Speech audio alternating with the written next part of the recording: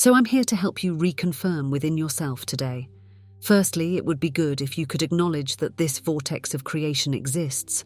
Furthermore, it would be more pleasant if you could perceive it as we do, that is, in the present tense of creation.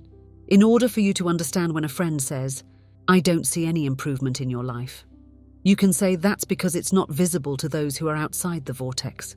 You regain so much life when you make being in this vortex and tuning into the vibrational frequency of all that you are your first priority. Do you have any idea how much fighting, arguing, talking, working, and activity it takes to keep you alive and out of desperation while you're not in the vortex? These words mean that living this life is hard when you depend on your words, actions, and hard work to make things happen.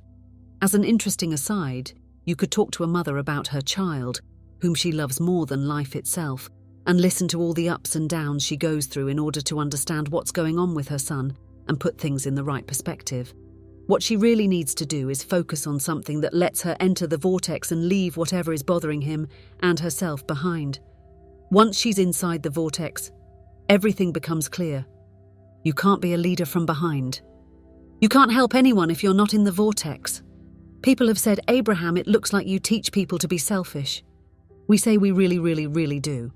Because let's talk about what selfishness means. Being selfish means being in tune with your own vibrations. And you need to know who you are in order to understand that. Self is the source. Self is pure good energy. Self is deserving. Self is smart. Self is healthy. Self is full of life. And self is excited about it. When you're ready to be selfish, you're ready to match the vibration of self. This means you're ready to let go of the thoughts that keep you separate from that and practice the thoughts that bring you into line with it.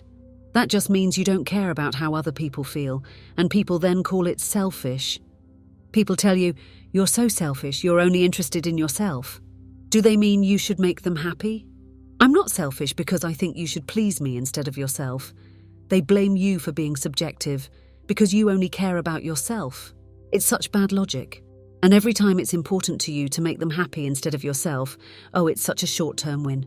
When you care about how someone else feels or how they react to you, then your act changes how they react to you. You greatly harm them by doing this, because you show them that they can take action, demand something, be persuaded, exert control, or utilize power to bring their own life to a halt. Furthermore, very few people will be as helpful as you.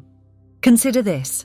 Have you ever known someone who was so helpful that they would go to any extent to help you, and you had only that one friend since they were the only ones who would act in that manner?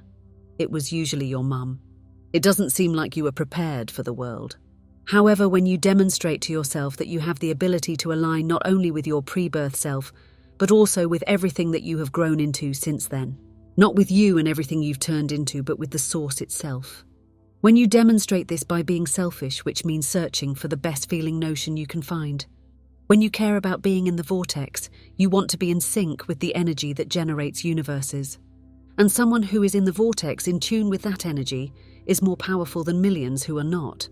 Because you are so good at step one, it's really interesting to see what happens in your world. A lot of you have turned step one into a job. You sort through the info and know what you want and don't want.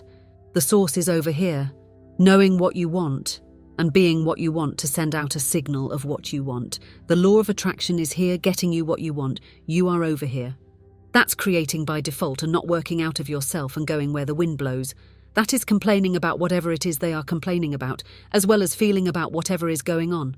But when you decide to take control of your relationship with your true self, focus on bridging the gap between your current situation and your true identity and knowledge on a topic. Now life will take on a new form and shape for you. You're going to experience happiness and excitement. Those observing you will perceive you as someone who effortlessly produces amazing things. All of those observing you, particularly those who are unaware of the power of this vortex and the strength of your conscious alignment with it. You'll be referred to as lucky. They will frequently be envious of you, because they will witness your wealth envelope you, your fortune is gather, and your fulfilling life experience. And when they ask you, "What do you know that I don't know?" the only thing you can say to them is, you have discovered your relationship with yourself, and you are always conscious of your vibrating connection to who you truly are, what you truly desire, and how to align every thought you have with that wholeness. That is the only thing you can say to them that will truly mean anything. You think more deliberately now. I am no longer creating by default. I think, speak and act on purpose, but only when in the vortex. What do you mean by a vortex? What do you mean? What is a vortex? A vortex is a vibrating being that is the source of all positive momentum forward of everything that exists. It's similar to encapsulating and condensing the original source. It's all positive energy. It's the holding tank, the anchor, and the touchstone. It is the place where all dreams, wishes, and hopes are stored, until we are in sync with their vibrations. It's the boundless source of happiness that each of us has greatly increased during our physical lives. Therefore, this is vortex. It exists, even though you can't see it. Have you ever noticed that your dog can hear and smell things that you can't? Basically, your dog is much more sensitive to noise than you are. The senses of hearing and smell are both just translations of vibrations. You might not be able to see or hear this vortex, but when you get close to it, you can feel how delicious it is. You can feel the clash of not being close to it when you are far away. Do you know that everything you feel, all the time, is just your body telling you how close you are to your vortex? In other words, when you're really unhappy, you're not near your vortex vibrationally. You're right on the edge of this door to the vortex when you feel hopeful. This is the door in Abraham's fairy story about the vortex. This entry point into vibration lies in the middle of hope and belief. The law of attraction will draw you in when you feel positive about something, since you're so close that you'll be called in. What happens when there isn't enough barrier to keep you out? If you weren't doing whatever it is that separates you from your vortex, it would always accept you. When you sleep in, you leave, but you wake up exactly where you were when you walked in. If you fall asleep in the vortex, you will wake up in the vortex. If you won't sleep in the vortex, you won't wake up in the vortex. Have you ever been grumpy before bed?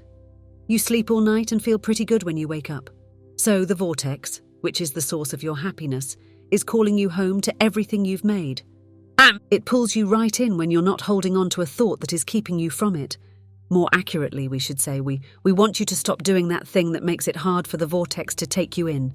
That being said, we're excited to talk with you about anything you want to talk about today. We want to help you find an energy stance, which is a way of thinking about whatever is going on. We want to help you soften your resistance, because the vortex takes you in when you soften your resistance. And that's really where you belong. Inside that vortex is where you belong, a place where exciting meetings can happen all day, every day. Is it possible for this time-space reality to make you want something, and that desire is already present in this vortex of creation?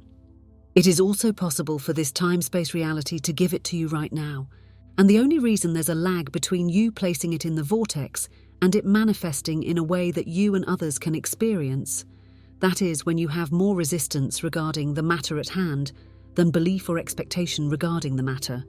All you have to do is shift your expectations higher.